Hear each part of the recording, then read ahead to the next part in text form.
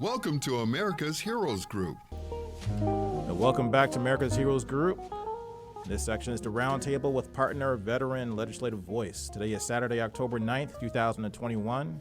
And also to make sure you listen to us if you can't get to a radio, if you're not listening to us on the radio, we are on Facebook Live. So log in and also look at us on YouTube. If you see a video, if you're watching this on YouTube, in the eternity of YouTube and the eternity of the internet, click and like and subscribe. Like and subscribe. October is National Breast Cancer and Domestic Violence Awareness Month. My name is Sean Claiborne, National Guard veteran from Illinois. Our host is Cliff Kelly. Our executive producer is Glenda Smith. And our digital media producer is Ivan Ortega of Scouts Honor Productions. And we have, once again, our great panelist, Stephanie Kalota. She's a U.S. Army Reserve Sergeant First Class, veteran, and founder and creator of the Veterans Legislative Voice. And today we want to talk about something serious because this is National Breast Cancer Awareness Month. And there's a high rate of breast cancer among military veterans, women, and also possibly men as well. Stephanie, you with us today? Yes. Hi. I'm excited to be here. I'm excited to have you with us. And this was something that kind of shocked me looking at this information and kind of, I guess I'm not that shocked, but I am sort of surprised that there is higher rates of breast cancer among veterans than in the general population. Something like a 40% increase in are more likely to get breast cancer. I mean, talk about this. What is this all about? Yes. So, it's Walter Reed actually found that statistic that women veterans are 40% more likely to actually produce breast cancer. There's a couple of reasons for that. And I like to point to that not many people talk about. A lot of times people in families enlist. So you'll have the family tree enlist in order, really, in the military, and then the genes, of course, pass down. But the biggest thing that's really been happening for women veterans are those that don't have the genes to produce breast cancer. And so they point to toxic exposures that can include the PFAS, which is the firefighting foam, which is still in use today, by the way, even though there have been many studies to say this is toxic to people, it causes major side effects to people. It's still in use today. And also BPA, which is released into from bottled water that is sitting out in the sun. If anyone out there has been to Kuwait, Iraq, and Afghanistan and any other countries, they put pallets of bottled water in public places for people to access. Mm-hmm. Those bottles of water sit out there for months, and this was when BPA was in the plastics to be released into the water that we drink. So that's another one that really scares a whole lot of people. And that's crazy because the logistics involved with going to war, people don't realize, is a ton of logistics. And that's the reason why the military has this about every job that's possibly imaginable, because you need doctors, you need medics, you need nurses, you need not just the troops that are doing the combat, but you also need somebody to make the food, you need somebody to set the power up, you need somebody to build tents. You got to build tent cities. You got people that need to fix the vehicles when they break down. You got people that need to maintain the power generators when that happens. You got people that got to disseminate water, people to bottle the water, people to do all kind of stuff, purify water. All this stuff goes into going into a war zone. But at the same time, if one of those little pieces doesn't go quite right or something's overlooked, there's severe consequences that can be felt decades, even sometimes half a generation later in your health. You know, so that's crazy. So looking at some numbers here, 2,600 new male breast cancer diagnoses in 2019 among the general population. 500 of those will die due to metastatic breast cancer. 1 in 8 women will be diagnosed with breast cancer in the United States. 1 in 3 of those will become metastatic, or the cancer will spread. Okay, so talk to me about what are some of the things people need to do to protect themselves if they are concerned about breast cancer, and that's going to lead us to another question. But before we get into that debate, what are some of the things that we need to be doing? And once again, this happens to men as well. What should women be doing to protect themselves and try to catch this breast cancer before it becomes serious? Yes. So the number one part of that is healthcare. So they need to come in to do basically their own type of screening, and many doctors or nurses could actually walk anyone through that. You could find that on Google, YouTube, of how to do your own tests. And if there's anything that you are concerned about, they can always call their primary care doctors and get those referrals in. There is usually a stigma about women over 50 are more likely to have breast cancer, so you don't start them testing until then. And it's happened before with women veterans and even men that they ask about it, they're turned away because of their age or because of their gender. So I encourage any and all to actually push to get the testing. Number one, you go to a patient advocate and push for that. Then you go to your congressman, and those people can help out. And I really recommend, if you contact your congressman, call them, because if you email or snail mail, you won't get a response for months. So if you call them right away, they should be coming back to you and set up appointments to actually help you guys out. There's another thing that I'd like to suggest, but if you have any more to say, we can. Well, yeah, so you mentioned about self-examinations, about basically checking yourself out, and there's tons of videos on YouTube, things like that. There was some debate about this out there. The American Cancer Society no longer recommends breast self-examination as a screening tool for women with average risk of breast cancer. I apologize about that. No. The reason why there's a debate about that, the reason I bring it up to get your thoughts on it, because there was a study that was done in Russia and China a few years back. I think it was maybe about less than 10 years ago, I believe this came out.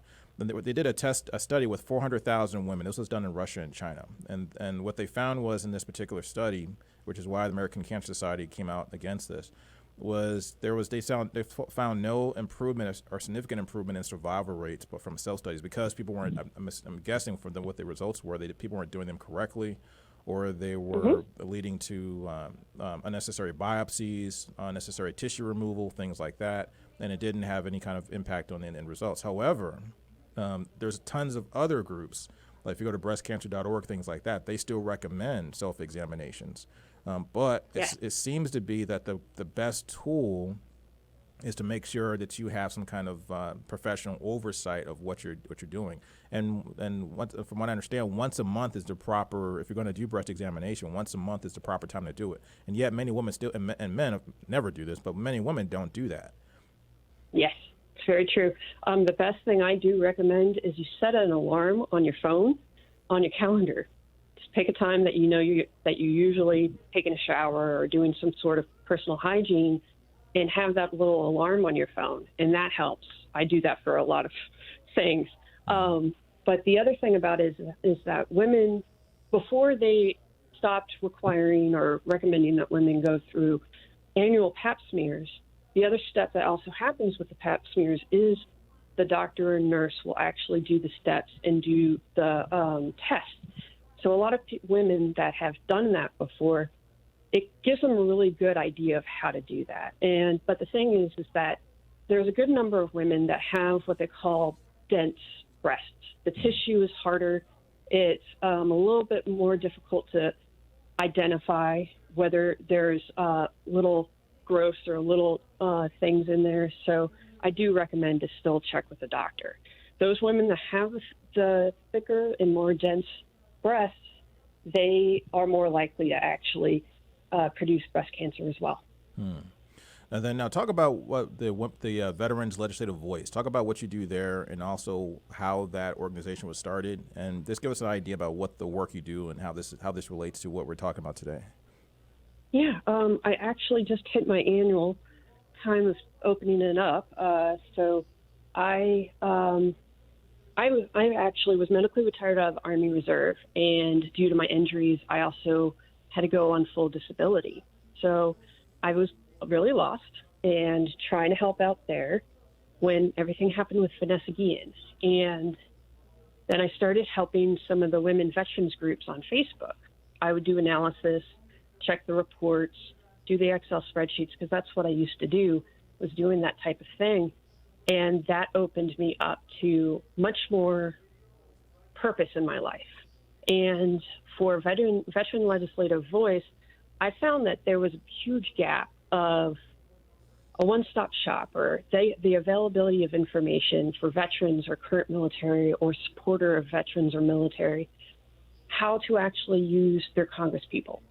I mean, we always hear it when we're in the military. If something really drastically happens, contact your congressman. Well, for everything else, I mean, do they really care? Yes, they do. They care about their constituents. A lot of times when people go through very tough times and they contact their congressman, they can actually do a lot to help them out. Either a little change in the bill, they need to know how it impacts your life, and they can actually do changes in things like the taxes. I myself, since I was on disability and I bought solar panels, the tax credit for solar panels, they didn't inform me until afterwards, was non-refundable. So while I had no taxable income, I couldn't collect a tax credit on my solar panels. So that type of thing, I contacted my congressman right away, and that's something that they're working on. Now, for women and breast cancer and any other and men and any other veterans that have been exposed to toxic exposures, the PFAS, the BPA, the burn pits, anything else in that area, it is very vital that many things will be changed in law. And a lot of times, Congress will set regulations and rules and standards for the Veteran Affairs Department. So both for veterans' health and also for veterans' benefit. The biggest thing right now is that for burn pits or the other toxic exposures, when their conditions produce, there's no presumptive condition list that is for, like, many of the Agent Orange veterans from Vietnam War. If they produce coronary heart disease, then they're automatically approved, because if they could prove if they went to Vietnam because of Agent Orange. Right now, the only presumptives in relation to burn pits is asthma, rhinitis, and sinusitis. There's a few other things like chronic fatigue syndrome and other things on the VA website. But the thing is that you have to prove that you went there, and you have to prove that the toxic exposures actually produced this, and you have to fight for it. And that's the crazy part about it. I'm not to cut you off. I want you to continue on that, but I have to interject this one point: is that why? I mean, this is what I can't wrap my mind around, is the fact that you have to constantly fight the military to show that you are sick or you're hurting or you're dying. And this can take years, sometimes decades, to do this. We were talking about burn pits in one of the other segments. And so burn pits became a big thing during the Gulf War, particularly because of Gulf War syndrome, because we're burning more toxic things when we're burning stuff now in these burn pits. Back in World War II, sure, we had some toxic chemicals, but the synthetic things that we burn today is nothing compared to what exists back in previous wars, prior to Gulf War, prior to Vietnam. So the chemicals that are released in the air don't just stay put in that little confined environment. It spreads all over the place. So you have soldiers in barracks nearby that are breathing this toxic air, being exposed to dioxins, acid gas, nitrogen oxide, heavy metals, any particulate du jour that can kill you in 10 or 20 years or 30 years. But you have to fight. You got to fight. Like you keep saying, you got to fight to try to get your benefits, which is crazy to me. That's insane. Yeah, and there's a huge variety of congressional bills. There's going to be at least maybe 3,000 bills that's going to be introduced over this congressional session, the 117th. So by next year, the end of next year, all the bills that are introduced will die if they're not put through the specific steps. A lot of the toxic exposure bills do not specify presumptive conditions, does not require any benefits to the veterans. It's mostly of requiring the VA and the Department of Defense to do a study. And now, you probably already know this, they've done 100 studies. They've done many studies about this, and the GAO even had reported that the studies that DOD and Veteran Affairs have been doing is not up to par, up to their standard. So it's very frustrating. So the bills that actually fight for presumptive conditions And is explain that before. I know we talked about it a little bit earlier in our segment, but once again, explain what that is: presumptive conditions and presumptive that type of flag that's put on your file that says you suffer from presumptive condition. Explain what that is. Yeah, no problem. It's any condition that the VA or Congress will recognize as a condition that is related to the exposures that a service member may have been exposed to in the areas that they lived, deployed, trained in. And I will emphasize that there is no presumptive conditions bill for PFAS. Okay, so kind of give that in real world language. So if I was in Vietnam and I was in an area where they were using Agent Orange, it could be presumed that I might have Agent Orange exposure, and therefore I might be able to get treatment, because if I have issues that are popping up 30 years later, it's presumed that that could be a factor of because if I was exposed to Agent Orange, even if I can't prove 100% that I was at that particular field or that particular place where Agent Orange was released. Yes, that's true. It's within the locations that the VA does specify, because there have been veterans from the Philippines that was deployed there, and they believe that they were exposed to Agent Orange, but the VA and Congress doesn't recognize it yet. For anyone that had deployed to the time frame and to the location specified by the VA, any conditions on their list, 90% chance that they're going to get approved right away. They first need a diagnosis, and then they also need proof of being in that location, so orders. And typically when you have the orders, the old DD-214s are the best thing because it has the operation or the war medal that's awarded to you on that. So that's what they go by. Wow. And then, so tell us, what can we do as people to try, as citizens and as civilians, as veterans, to try to push for better legislation to try and help veterans get the care that they deserve? Yeah. So they contact their congressperson. You just type in "find my House representative," and you put in your zip and your address, and it'll pop out for you. You could check who's my senator, and it'll pop right up there. And all of these Congress people have their own websites.